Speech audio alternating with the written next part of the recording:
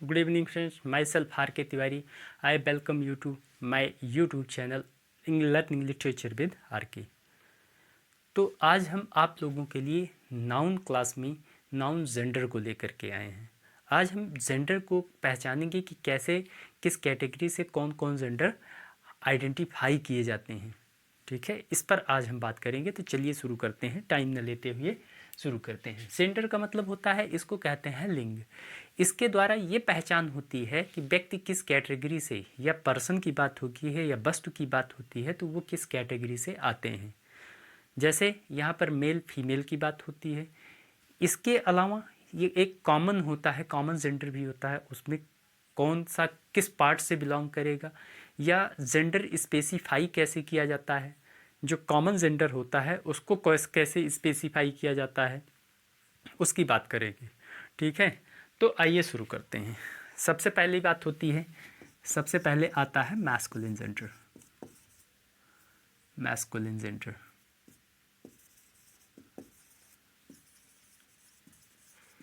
Masculine gender क्या है, इसको अगर आप जानते हैं, पढ़े हैं। ठीक है, मैस्कुलिन जेंडर पुरुषवाचक वो जेंडर जो पुरुष के बारे में, मेल के बारे में बात करता है उसको हम कहते हैं मैस्कुलिन जेंडर। इसमें कुछ चीज़ें और होती हैं जिसके बारे में जो हमें बताता है कि मैस्कुलिन जेंडर के अंतर्गत आता है। वह चीज़ें जो किसको बताती हैं, पावर को बताएंगी,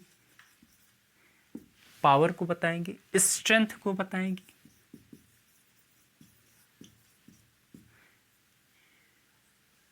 किसको, स्ट्रेंथ को बताएंगी, रिजिड को, जो रिजिड होगा, ठीक है, उसको बताएंगे, र्यूड। इन सबको जो भी बताएगा वो क्या होगा, मैस्कुलिन जेंडर होगा। अभी हम लोग बात करेंगे आगे कौन सा किस में आता है, रिजिड या र्यूड होगा तो किसको बताएगा। ठीक है, ये सब बातें आती हैं तो क्या होता है मैस्कुलिन जेंडर। जैसे हम बात करते हैं, सबसे पहले तो आ जाता है आपका एग्जाम्पल में राम आ जाता है। ठीक है, ये क्या है आपका। दूसरी बात आती है सन होता है, इसको बात करते हैं। क्लियर। उसके बाद है विंटर की बात होती है। विंटर क्या है, से ज़्यादा ठंडी। ये कहीं ना कहीं क्या हो जाता है, र्यूड या रिजिड के सेंस में आ जाता है। ये क्या है, ये हमारा र्यूड या रिजिड के सेंस में आ जाता है। अधिक हो जाती है तो बर्दाश्त नहीं होती है, इसीलिए इसको हम किस में रखते हैं, किस कैटेगरी में रखते हैं, आपका मैस्कुलिन जेंडर में आता है। सेकंड नंबर पे फेमिनिन जेंडर।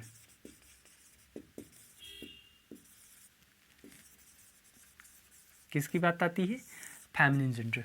फेमिनिन जेंडर किसको किसको बताएगा, फेमिनिन जेंडर जब भी बात करेगा जो भी चीज़ें, वह चीज़ें जो ब्यूटीफुल हैं, ब्यूटी की बात करेगी, जो अट्रैक्टिव होगी, चीज़ें क्या होंगी, अट्रैक्टिव होगी। या इन्हीं के साथ में जो टेंडर, जिसमें टेंडरनेस होगा, जो सॉफ्ट होंगी। और अगली बात, इसमें प्रोडक्टिविटी भी होगी। क्या होगी, प्रोडक्टिविटी। ये जब भी इसकी बात होगी, जो चीज़ें इनकी बात करेंगी वो क्या होंगी, हमारा फेमिनिन जेंडर में आता है। ठीक है, इसके अलावा अगर हम फेमिनिन जेंडर की ही बात करें तो इसमें जो सिप होती है, सिप, कंट्री, ट्रेन, ये तीनों चीज़ें ये भी किसको बताएंगी, फेमिनिन जेंडर को ही बताएंगी।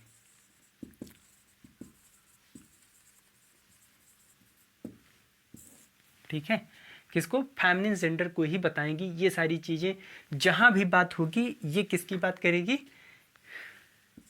ये फेमिनिन जेंडर की बात होगी।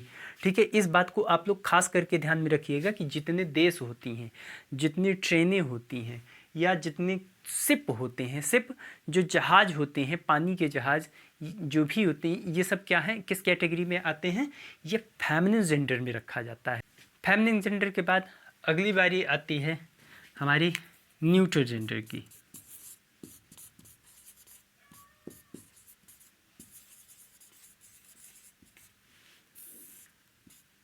कौन सा gender? Neutral gender. Neutral gender कौन से होते हैं? इनको अगर ध्यान से देखा जाए, ठीक है, तो वह सारी चीज़ें जो मटेरियल नाउन की, मटेरियल नाउन, एब्स्ट्रैक्ट नाउन,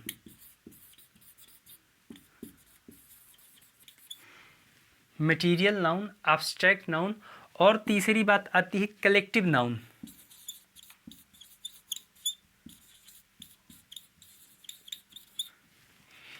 इन तीनों में मटेरियल नाउन, एब्स्ट्रैक्ट नाउन और कलेक्टिव नाउन किस में रखा जाता है? न्यूट्रल जेंडर में रखा जाता है। ठीक है, ये बात होती है यहाँ पर। फिर चाहे वो जीवित या मृत ही क्यों ना हो, ठीक है। उसके बाद इसी में जो इन्फेंट होते हैं, इन्फेंट क्या है? जिनको हम न्यू बॉर्न बेबी कहते हैं, जो नए बच्चे जन्मे नवजात शिशु होते हैं उनको इन्फेंट, इंसेक्ट, कीड़े मकोड़े, ठीक है, स्मॉल बर्ड एंड एनिमल, इनको भी हम किस में रखते हैं? न्यूट्रल जेंडर में। जो स्मॉल बर्ड होते हैं, एनिमल होते हैं, इनको न्यूट्रल जेंडर में रखा जाता है। ठीक है, अब इसके बाद आखिरी बात जो होती है,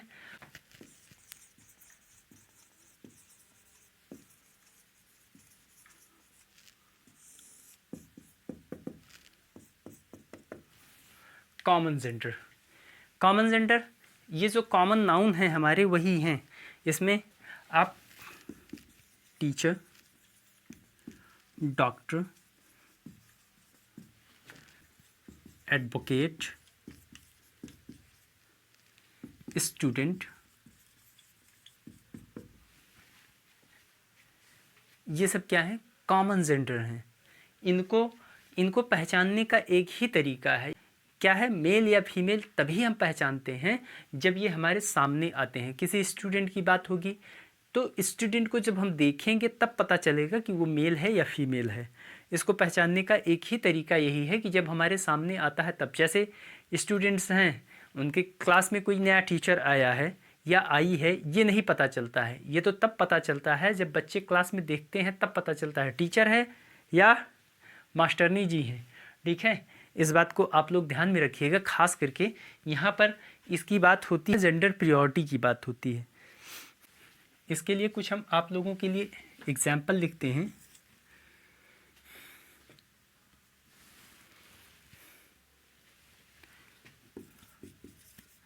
A student should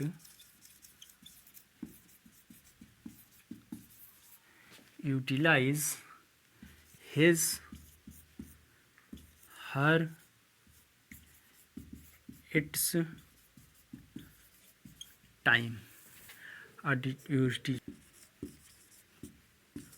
The doctor is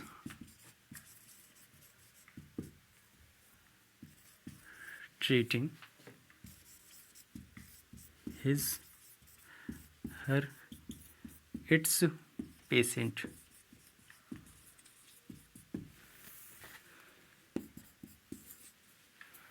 third है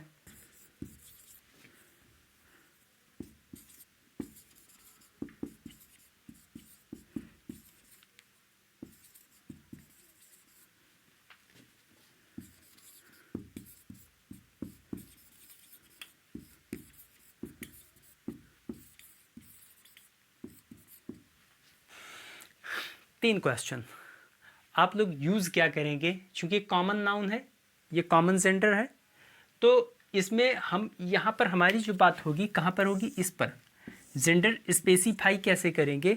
इसके लिए एक बात आती है, जब भी आपको कॉमन जेंडर में इस तरह के क्वेश्चन आते हैं, जहाँ पर भी इस तरह के क्वेश्चन आते हैं, उसमें एक चीज़ का आपको ध्यान में रखना है, ठीक है, कि यहाँ पर जो जेंडर होता है, जेंडर प्रायोरिटी दी जाती है। किसकी बात होती है? जेंडर प्रायोरिटी की। जनरल इंग्लिश में जो जेंडर होता है,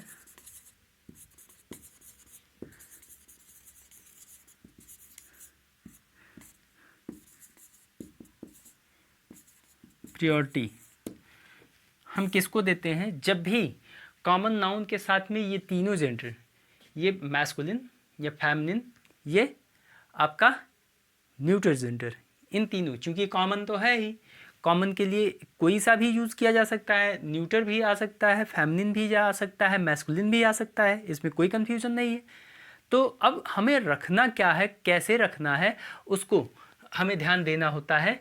अगर सबसे पहली बात ये होती है कि अगर हमारे पास तीनों ऑप्शन हैं, यानी मैस्कुलिन भी है, फेमिनिन भी है और कॉमन जेंडर, तीनों जेंडर दिया गया है, तो हम सबसे पहले प्रायोरिटी देते हैं मैस्कुलिन जेंडर को। पहले नंबर पर किसको? मैस्कुलिन जेंडर को।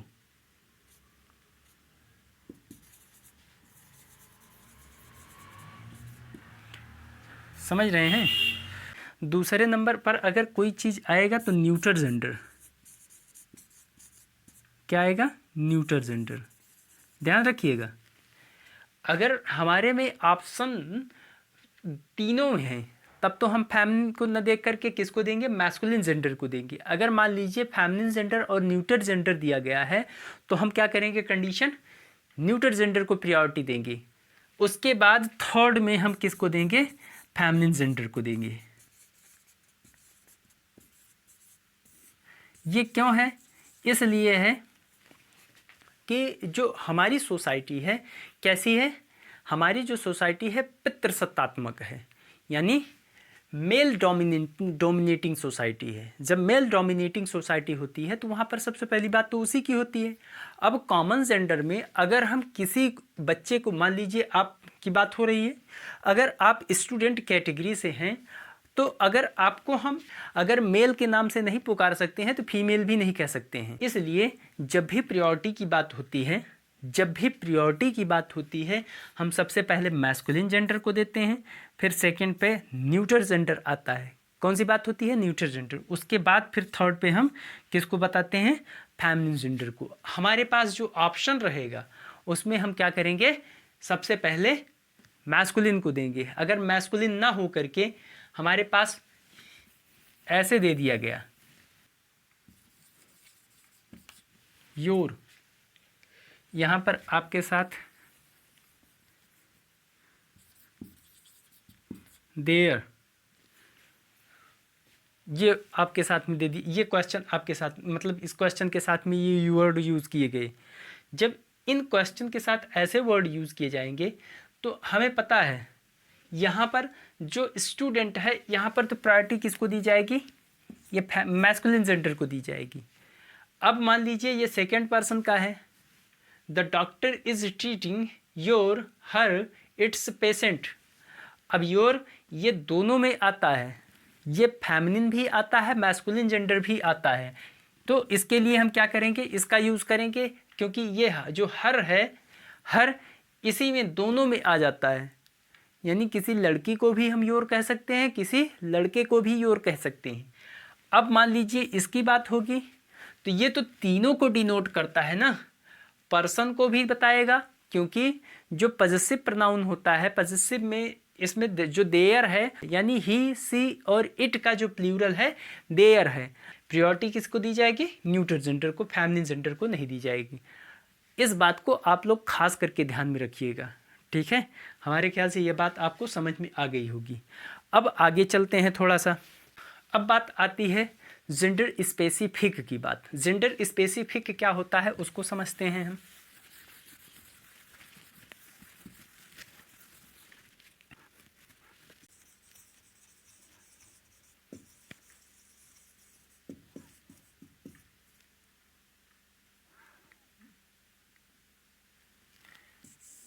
जेंडर स्पेसिफिक, जेंडर स्पेसिफिक क्या होता है, इसको समझने के लिए हम आपके सामने कुछ वर्ड लिखते हैं, इनको आप लोग समझिए कि क्या कैसे यूज़ होगा कैसे नहीं होगा।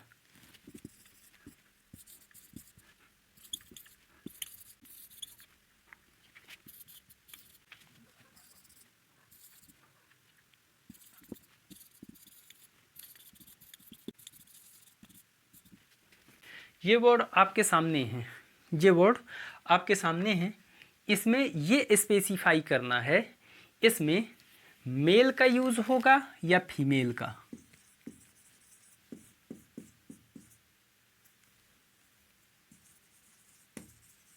मेल या फीमेल, या मैन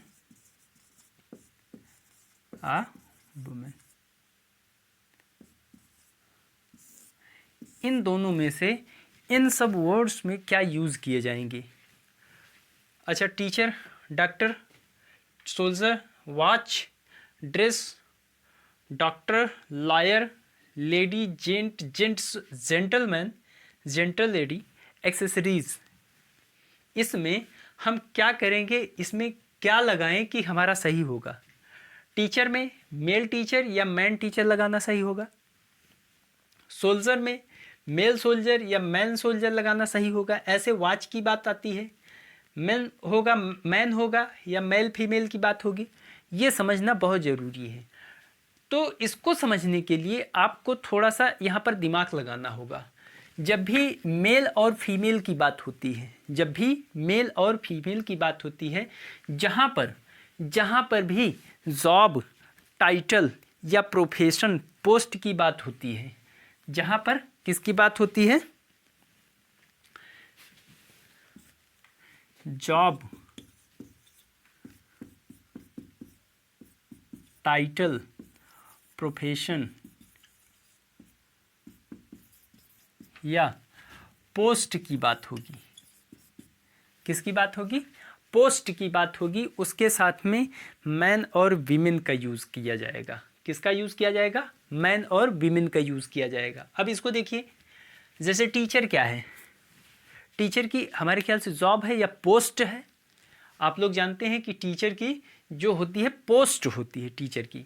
तो इसके लिए हमें क्या कहना सही होगा, मैन टीचर, मैन या विमेन, कुछ भी कहिए। ऐसे ही ये सोल्जर जो है ये क्या है, ये भी जॉब है, एक तरह से पोस्ट है। ठीक है, पोस्ट है। तो पोस्ट है तो इसके सामने भी हमें क्या लगाना सही होगा, मैन लगाना सही होगा। मैन या विमेन की बात होगी। वॉच, अब ये क्या है, वॉच आ गई। वॉच के साथ में क्या लगाना सही होगा, जब भी फिजिकल कैरेक्टरिस्टिक की बात होती है, किसकी, फिजिकल कैरेक्टरिस्टिक की बात होती है, जब भी फिजिकल कैरेक्टरिस्टिक्स के अकॉर्डिंग हम किसी चीज़ को खरीदते हैं, ठीक है, किसी, जैसे खास करके इसमें बात होती है थिंग्स की बात। ठीक है, क्या होती है, थिंग्स की बात होती है। तो जो वस्तुएं हैं उनके साथ में जब फिजिकल, इसको फिजिकल कैरेक्टरिस्टिक इसलिए कहा जा रहा है कि इसको हम शरीर के हिसाब से, सबकी फिटिंग के हिसाब से इसको हम क्या करते हैं, परचेज करते हैं। जैसे ड्रेस की बात होती है या वॉच की बात होती है या एक्सेसरीज होती है, या किसी महिला के लिए कोई सामान लाना है। क्लियर है, महिला के लिए यहाँ पर आपको man women male female use करना है। तो किसी महिला के लिए सामान, जब फिजिकल कैरेक्टरिस्टिक की बात होगी तो हमारा किसकी बात होगी, मेल या फीमेल की बात होगी। ठीक है, मेल या फीमेल की बात होती है।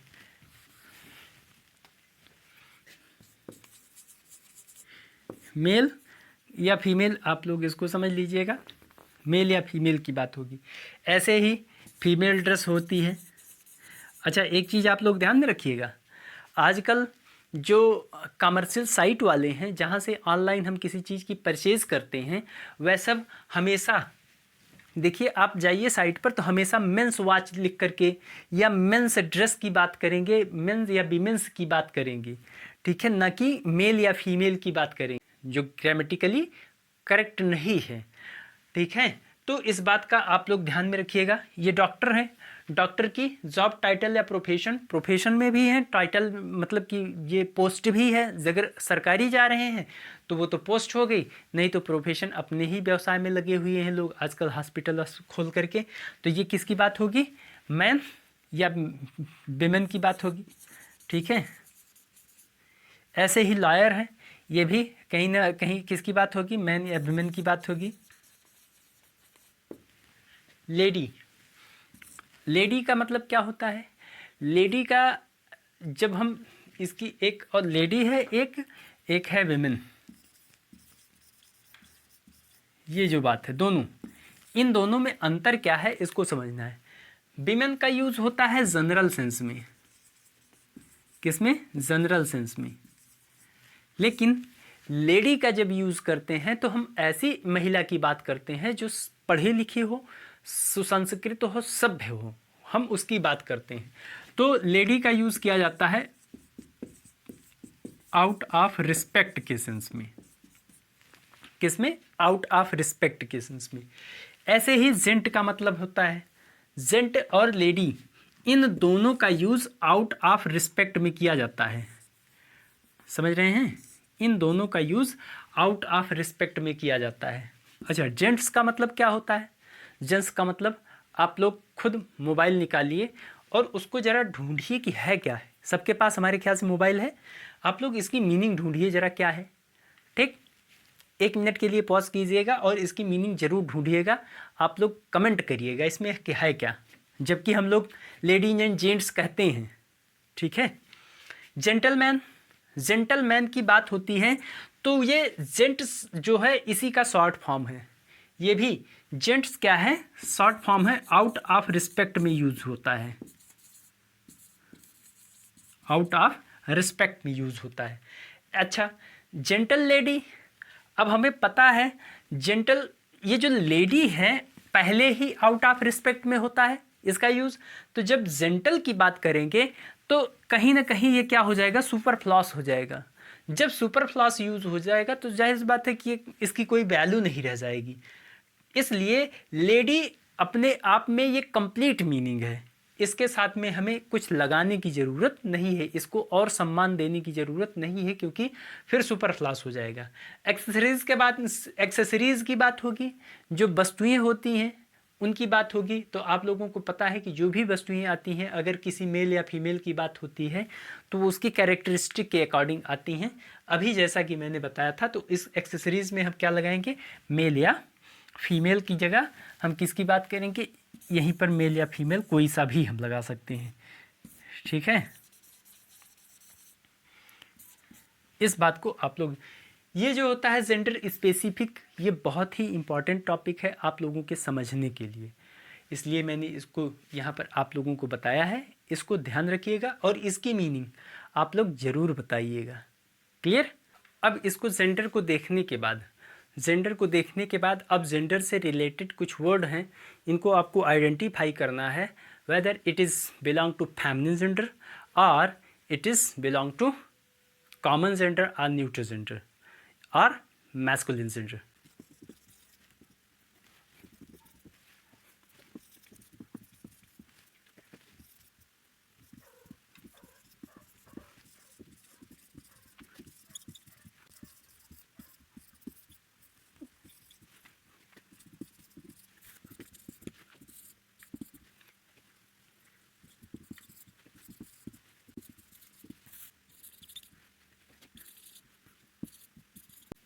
ठीक है दोस्तों, आपके सामने ये कुछ वर्ड हैं, इसमें आपको आइडेंटिफाई करना है कि ये किस कैटेगरी से, किस जेंडर से आते हैं, किस जेंडर से बिलोंग करते हैं, आपको जेंडर बताना है, जेंडर आइडेंटिफाई करना है।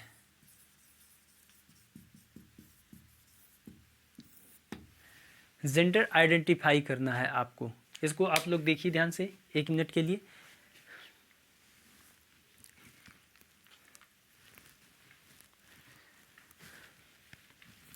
चलिए, आप लोगों ने हमारे ख्याल से इसको देख लिया होगा। अब सन की बात हो रही है, जब सन की बात हो रही है तो कहीं ना कहीं ये आप लोग जानते हैं, सन को हम किस जेंडर में रखते हैं, मैस्कुलिन जेंडर में रखते हैं। क्यों रखते हैं, क्योंकि ये पावर की बात बताता है, पावर तो मून की बात होती है तो मून किस में है, फेमिनिन जेंडर में आता है। ठीक है। रिवर, रिवर क्या है, अगर आप लोग जानिए इसको, अगर प्रोडक्टिविटी ध्यान से देखिए तो रिवर जहाँ जहाँ रहती हैं नदियाँ, उस क्षेत्र का जो उपजाऊपन है वो बढ़ जाता है। तो कहीं ना कहीं ये प्रोडक्टिविटी को बता रही है। तो अगर प्रोडक्टिविटी को बताएगी तो कहीं ना कहीं क्या होगा, फेमिनिन जेंडर होगा। अर्थ क्या है, अर्थ बहुत सुंदर है, पृथ्वी बहुत सुंदर है, नीला ग्रह कहते हैं। लेकिन ये सुंदरता तब दिखाई देगी जब हम इस अर्थ से ऊपर जाएंगे, यानी हम अंतरिक्ष में जाएंगे, वहाँ से देखेंगे तो ये जो पृथ्वी है ना बहुत सुंदर दिखाई देती है। तो सुंदरता को डिनोट करने वाली क्या होगी, ब्यूटी को बताएगी, फेमिनिन जेंडर हो गए। नेचर, नेचर क्या है, प्रकृति की भी बात होती है, ये भी प्रोडक्टिविटी को भी दिखाती है, ब्यूटी को भी दिखाती है। ठीक है, तो इसलिए ये भी क्या हो जाएगी, फेमिनिन जेंडर। सन आपका हो गया, लाइट, सनलाइट की बात हो रही है। सनलाइट थोड़ा सा रिजिड होती है, रिजिड टफ होती है, या थोड़ा सा ऐसी, अब अभी धूप आने वाली है कुछ दिन बाद, धूप में आप लोग खड़े हुए लगेगा कि स्किन चलती चली जा रही है। तो ये जब टफ आया तो किसको बताएगी, फेमिनिन को ना बता करके मैस्कुलिन जेंडर को बताएगी। ठीक है। ऐसे मूनलाइट है, मूनलाइट जो होती है बहुत सॉफ्ट होती है, यानी शीतल किरणें होती हैं। चंद्रमा की किरणें कैसी होती हैं, शीतल होती हैं। तो ये किसको बताएगा, फेमिनिन जेंडर को। स्प्रिंग क्या है, स्प्रिंग का मतलब है बसंत। अगर बसंत की बात हो रही तो बहुत सुंदर होता है बसंत। आजकल देखिए चारों तरफ खेतों में हरियाली फैली हुई है, पीलापन लिए हुए सरसों के खेत एकदम फूले हुए हैं। तो ये किसको बताएंगे, फेमिनिन जेंडर को। विंटर, विंटर की बात हो रही है, विंटर थोड़ा सा रिजिड होता है, इसलिए हम इसको मैस्कुलिन जेंडर में रखते हैं। ऐसे ही समर है, समर भी कौन सा जेंडर में आएगा, मैस्कुलिन जेंडर में। ये शताब्दी एक्सप्रेस, ये अगर आपको भी ध्यान हो तो अभी हमने बताया था कि जो ट्रेन के नाम हैं वह किस में आएंगे, ट्रेन के नाम फेमिनिन जेंडर होता है। उसके बाद अमेरिका कंट्री है तो ये भी किस में आएगा, फेमिनिन जेंडर में ही आएगा। ट्रुथ, जो एब्स्ट्रैक्ट नाउन होते हैं, एब्स्ट्रैक्ट नाउन, कलेक्टिव नाउन और मटेरियल नाउन, इसको हम किस में रखते हैं, न्यूटर जेंडर में रखते हैं।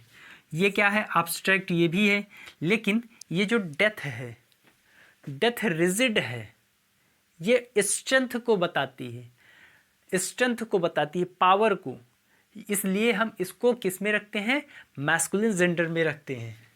किस में, मैस्कुलिन जेंडर में। इसको ध्यान रखिएगा आप लोग। ऐसे आर्मी है, आर्मी क्या है, अगर हम ध्यान से देखें तो ये कहीं ना कहीं कलेक्टिव नाउन है, और कलेक्टिव नाउन को यानी एब्स्ट्रैक्ट नाउन, मटेरियल नाउन और कलेक्टिव नाउन, इनको हम न्यूटर जेंडर में रखते हैं। तो ये क्या हो जाएगा, न्यूटर। फिर ये चाहे जीवित हो या मृत, कलेक्टिव नाउन चाहे जिस कैटेगरी से हो वो न्यूटर जेंडर में। पब्लिक, ये भी क्या है, कलेक्टिव नाउन है, तो इसको भी हम न्यूटर जेंडर में। स्टूडेंट, ये कॉमन नाउन है, कॉमन नाउन है। अब कॉमन नाउन को क्या करेंगे, इसको पहचानने के लिए ये कॉमन जेंडर की बात होती है तो ये कॉमन जेंडर है आपका। बेबी, अभी बताया था, जो इन्फेंट होते हैं या बेबी, जिनको छोटे बच्चे जो होते हैं, उनके लिए हम हमेशा न्यूटर जेंडर का यूज़ करते हैं। क्यों यूज़ करते हैं, छोटा सा बच्चा हो प्यारा सा, उसको आप चाहे लड़की के ड्रेस पहना दीजिए चाहे लड़के के ड्रेस पहना दीजिए, उसमें किसी की कोई, उसकी कोई आइडेंटिटी नहीं है, इसलिए हम उसको किस में रखते हैं, न्यूटर जेंडर में। क्लास, क्लास भी आपकी इसी कैटेगरी से आती है। ये डॉक्टर क्या है, कॉमन जेंडर से आता है। तो इस तरीके से ये जो जेंडर आपको आइडेंटिफाई करना होता है, इसी तरीके से आप लोग भी आइडेंटिफाई किया कीजिए। हमारे ख्याल से ये बात आपको समझ में आ गई होगी। ठीक है, आज के लिए इतना ही। कल हम फिर से आगे कंटिन्यू करते हुए आपके लिए वीडियो लेकर के आएंगे। ओके, धन्यवाद, नमस्कार।